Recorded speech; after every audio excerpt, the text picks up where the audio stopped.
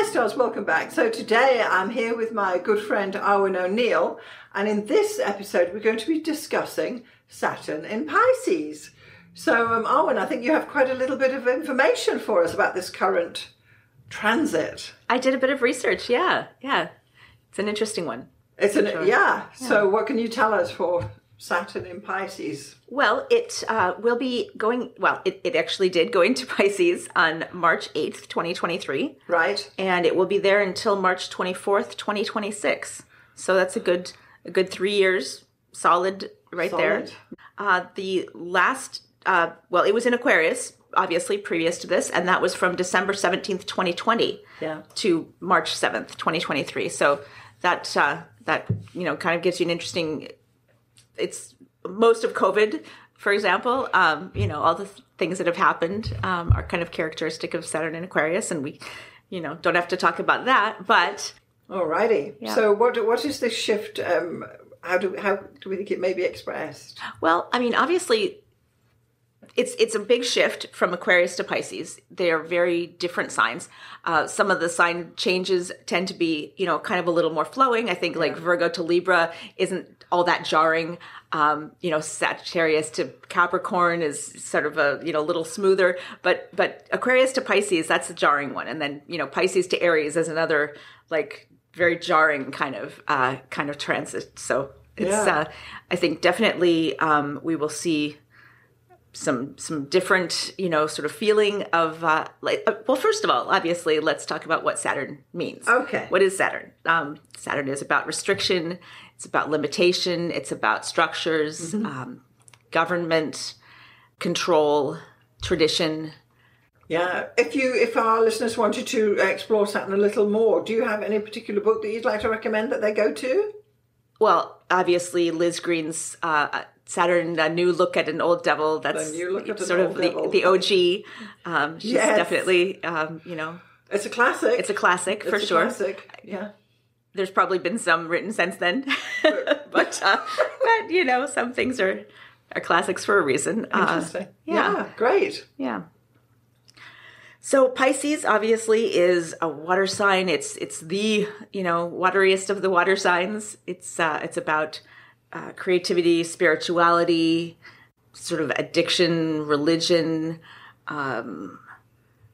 Water, for sure. Yes. A lot of interesting things around water sort of occur in flowing and morphing. Yeah, exactly. And the sort of dissolving of boundaries, and Saturn is about boundaries. So it's an interesting clash of meanings. So Saturn's trying to make boundaries, but Pisces is saying, no, let's not have any. Interestingly, yeah. So we have weird sort of oxymoron type of things that come up, like spirituality and religion, but then we have sort of authoritarian religion and the sort of very structural religion sort of returns to traditional values, right, and that kind of thing.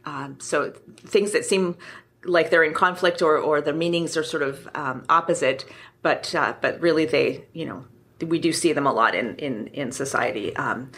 We have water issues that come up, environmental issues with water, but there's a lot of environmental regulations that occur around water when Saturn is in Pisces. So policies and regulations about water pollution, for example, or possibly about bridge retrofitting. So protecting dam walls or something. Dams and exactly. Water. What do they call them? The water walls. The viaducts. Where like in the Netherlands or whatever, where they have right. Okay. Yeah, exactly. Things like that. Levees, whatnot, or just regulations that protect waterways. Okay. So things like that. It's And it's interesting that you talk about traditional over spirituality, because what I was actually thinking about as you were saying that was this coronation we're having of Charles. King Charles is getting right. It's his coronation, and which is traditionally done. It's been done the same way for like 10,000 years or something, and now he's changing things and he's making adjustments and he's bending the rules to suit 2023, which is kind of interesting. And there's quite a lot of people have got a lot to say about it on both sides of the argument. Interesting. Yeah. Yeah. So anyway, that was an aside. Yeah. For sure. Yeah. What sign is he? I believe he's a Scorpio. Oh, yeah, that's right. How could I forget? Oh. Yeah. Interesting. Another thing that's a very Pisces sort of aspect of society is art and creativity. Right. And of course, Saturn brings challenges and restrictions to whatever it touches. And art is definitely being challenged in one way that we know right now, which is this whole AI art thing. It's amazing what they can do. Yeah, absolutely. And where is the artist going to be if you can just call up any kind of, creation at the snap of the tap of a finger, yes, whatever you want to say, yes. At the prompt that, where is authorship, where is identity, all of these things. And that kind of challenge is definitely already happening in the art world. And, what's going to happen over the next couple of years while Saturn is in Pisces and this challenge is occurring too. Do you think they're going to bring in some restrictions about, if the AI created the art, you can't hang it in a gallery and say it was yours? There are surely going to be restrictions and laws and lawsuits. Right. Lawsuits are already beginning to happen over authorship and, people who feel they've been defamed by the chatbot. Oh. People who feel like, they're being represented by the AI in a way that's unflattering. They're suing for libel, and obviously artists are trying to find ways of either putting restrictions in or suing or somehow digitally signing things or,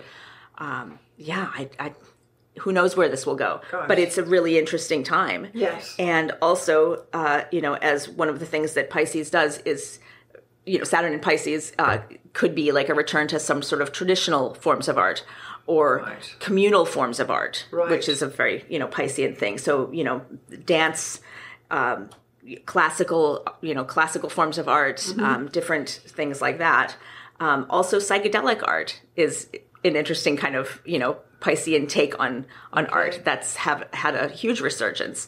Collaborative art forms, ecstatic or spiritual art forms is another possible way that this could be playing out. And that is going to be really interesting to watch. And it also leads to, the need for novel approaches and novel, more creativity. So obviously there's a challenge, but there's also innovation that comes from the challenge and the restriction, as it always does in art and in right. human endeavors. Yeah.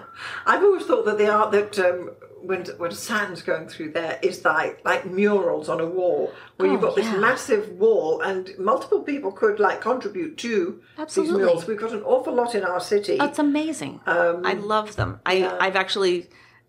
I will frequently stop and take pictures of the murals, amazing. And that's something that can't be done digitally. That's right. Yeah, and it's concrete. It's the Saturn thing, the wall thing. Literally concrete. Yeah, absolutely. Interesting. Yeah.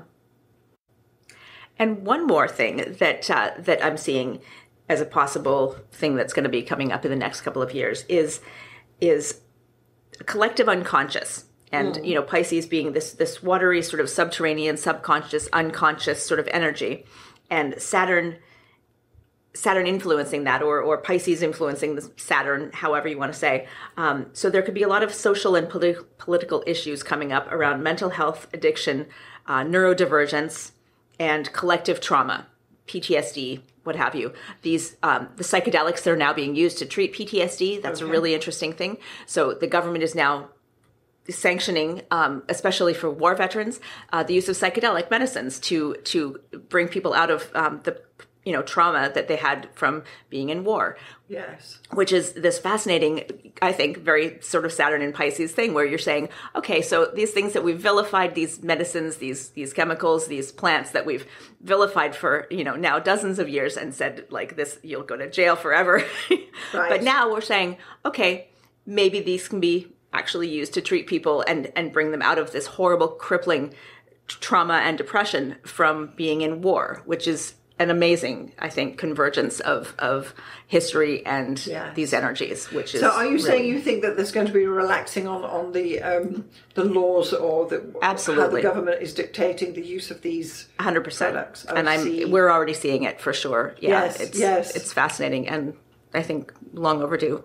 Yeah. Wow. Yeah. And this is also an interesting time in, talking about the collective unconscious, where it's not even an unconscious thing, but the collective sort of experience of escapism and manufactured realities as maybe a coping mechanism for the trauma of just dealing with everyday life. Yes. So massively multiplayer video games is one thing. Meta, the metaverse. This is whatever you think of Meta as a company, as a concept.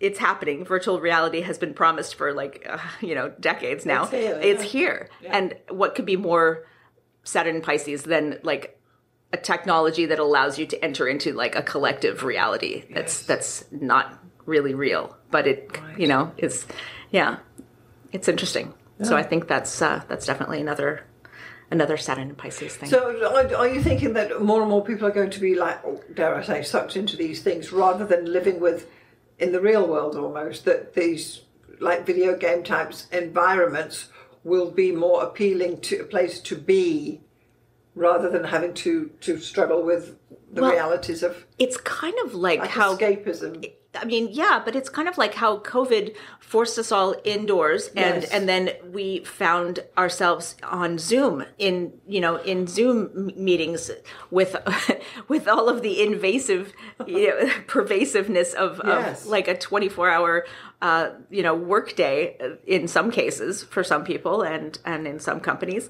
And then, never being able to turn it off. Like, what could be more Pisces than that? Like, the metaverse has you, It's true. Yes. Yeah. But at the same time, there are escapist, what's the word? Recreational forms of that. And you turn off one screen and then you enter the other screen. And that's your other 12 to 16 hours. Reality, you need never go outside again. Well, and it sounds tempting at times, I have to say. Yeah. I mean, some people were obviously all too ready to enter that anyway. I mean, I don't think that's everybody. I don't certainly think that that's, it's not something that's going to tempt people who are already, outdoorsy and just, going out and hiking and biking every day. And, they're not going to suddenly be like, oh, I need to play World of Warcraft every minute of every day. But yeah, these things, obviously, all the screens are tempting our attention and being made to be addictive in ways that... Seductively addictive. Absolutely. Yes. Yeah. The algorithms, they exist to grab your attention and to keep your attention as long as possible. Which is, it's an interesting thing to think that these companies and, they exist in a way to create addiction, which is a Piscean thing. And then, sorry to cut you off there, but then as Saturn is going through Pisces, which signs do you think it's actually going to affect more than others, or is everybody going to be affected in the same way, would you say? Well, I mean, definitely not everyone's going to be affected the same way. Right. It's hard to predict. Everyone's chart is different. Obviously, these are broad energies. Like everything from Saturn on out is a generational or like a transpersonal planet. But if you've got, say you've got the Sun in Pisces, it's definitely going to come your way, isn't it? Yeah, I mean, obviously, then you have Saturn conjunct your Sun at some point, which is, that's something to for sure always be aware of. You want to know where those planets are, where they're going to be touching your chart. And even if you don't have anything in Pisces, everyone has Pisces somewhere in their chart. Correct. So maybe you have Pisces rising, or maybe Pisces is on your midheaven, and it's going to be touching your the midheaven, obviously being your career or your expression in the world, your face to the world, or your career. Yes. So it's interesting as these planets are transiting through the chart, and they're all moving all the time, but some are more heavy hitters, and I think Saturn is one of those planets. For sure, yeah. I think that's on its business card, Saturn, the heavy hitter. yeah. Perhaps it is. Perhaps it is, yeah. Do you have anything in Pisces at all, though? No. No, neither do I. So I dodged a bullet there. But, I think for those who do have planets or in Pisces, it will be Saturn's coming calling. Yes, definitely. And it's not necessarily a bad thing either. I'm trying to think back to when Saturn was going through. Let's see, where would it have been really impactful for me? When it went through Scorpio, I suppose, right? Yeah. And when was that? Oh, it must have been a while. We don't know. It was a while ago. Yeah, exactly. Yeah, because Saturn takes around 30 years, right, to get all the way through the zodiac. Yeah. So the last time it was in Pisces was, 30 years ago, really? Yeah. And okay, so this is the thing. I mean, what you want to make sure to look at in your chart is where you have Saturn. If you have Saturn in Pisces, you're coming up for a Saturn return. That is a big thing. It's a big thing. I distinctly and vividly remember literally the day of my first Saturn return. And I say first because my second is coming up in a few years, whatever. Right. Haven't really marked it on the calendar yet, but it's looming. But yeah, I mean, my Saturn is in Cancer. And that was a year. Holy crap. That was, I remember the day actually, and I came home and I was like, what is happening? I was in tears. I was hyperventilating on the street, like just walking home from an appointment, and I got home and I was like, what is happening? And I looked, and it was literally that day that my Saturn return had hit, so to speak. Yeah, I will never forget. But it doesn't always happen that way for people. It frequently does, though. But this is why it's got the reputation, hasn't it? For sure. Return. Yeah, it's one of those things. So those of you who've got Saturn in Pisces, you've got a return either just happened or and these looming. are people who are like in their late 20s to 30, 28 to 30 years old-ish, which, you know, obviously that is... Or 60-ish as well. Right, exactly. Yeah. Second Saturn return. And, you know, these are sort of pivotal times anyway, right? Yes, like in our society. Yeah, turning those ages. Yeah, I think we need to, in the future, we'll definitely have a chat about Saturn returns in great detail as well, because there's actually a lot to it there. For sure. Many people actually turn to astrology at that point. Yeah. So, super interesting. Yeah. So look at your chart. Absolutely. Know where your Saturn is and what you've got in Pisces, because this is going to be affected now. Yeah. Would you say that with Saturn going through Pisces, say if you had the moon in Pisces, that it would just nonchalantly go by, or are we going to know about this transit? I mean, it's interesting that you use the moon as an example, because as I've said, I think a few times, the moon I don't really notice in my chart. The moon is like not connected to anything. It's loosely conjunct my sun. They're both in Virgo, but there's like 10 degrees separating them. Right. Some people know exactly where the moon is all the time. They can feel it when it's full. They know everything about the moon in their chart. And for me, it's just not a thing. So I would say it's definitely a thing for some people. It depends on how connected you are with the planets that you have in Pisces. If you have the moon in Pisces and you are very connected to it, it's touching all kinds of other things in your chart, I would say definitely be prepared for some upheaval. Yeah. Or restrictions even. Obviously, upheaval isn't really a Saturn word, but yeah, I mean, be prepared for some restrictions, some limitations maybe. I say, like, you know, be careful with your taxes. You don't want to get audited. What are Saturn things? Like, you know, the government intrusion. Yeah, like you want to make sure that you've kind of done everything right, you know, that you're not, you know, inviting any kind of restriction or intrusion into your way of life, you know. To go back to, you know, the moon, what you were just saying, and I have to say, I'm very much a solar girl. I know where the sun is and what's spotting and when the equinoxes and solar eclipses, but the moon, I'm not tracking it. It just doesn't, as you say, it just doesn't appeal to me astrologically much. Interesting. Yeah.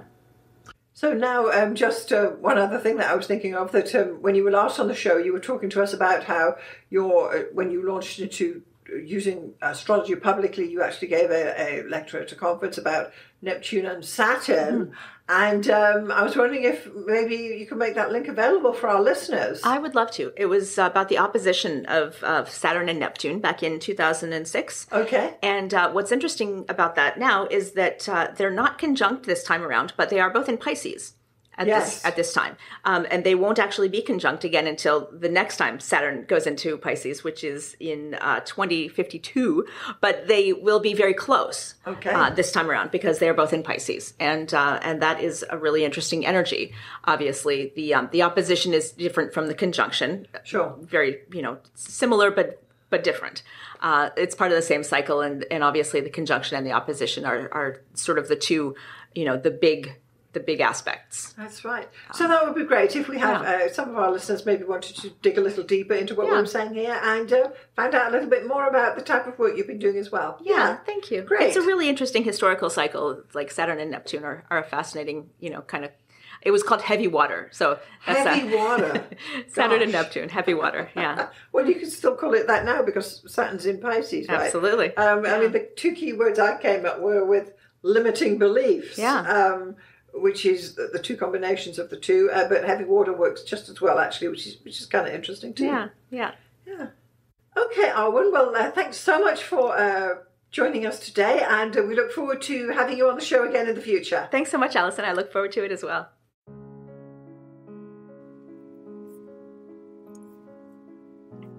Thanks so much for getting this far through the episode. I just want to take a moment to tell you about the two main options of my astrology services. So the first one is coaching. If you are an aspiring astrologer, and by that I mean someone who's perhaps a hobbyist astrologer or someone who's learning astrology or a student, or you've got a few books and you've been doing it for a while, but perhaps you need a little bit of help to bring it all together, then maybe getting some astrological coaching from me would be the answer for you. The astrology coaching I offer is a 1-hour session on Zoom, and it's tailored to answer your particular questions. For example, if you have issues with natal chart readings, we can go there. Or if you're having problems working with your forecasting, we can go there. Or even basic astrology stuff, or even getting yourself organized for your astrology business. The idea is that astrological coaching will answer your particular questions. It's tailored specifically to you and where you are in your astrological journey. And I'm happy to help you out with some guidance about how you can get going, what to focus on, and what to dismiss. So that would be the astrological coaching for people trying to learn astrology. The second astrological service I offer is consultations. So this is for someone who perhaps doesn't know anything about astrology, but they just want to have their chart read or get their chart done. Call it what you will. So once more, this is a 1-hour consultation over Zoom. I will interpret your chart, tell you about the main features, tell you about where the energy is flowing, and all the rest of what is entailed in a thorough natal chart interpretation.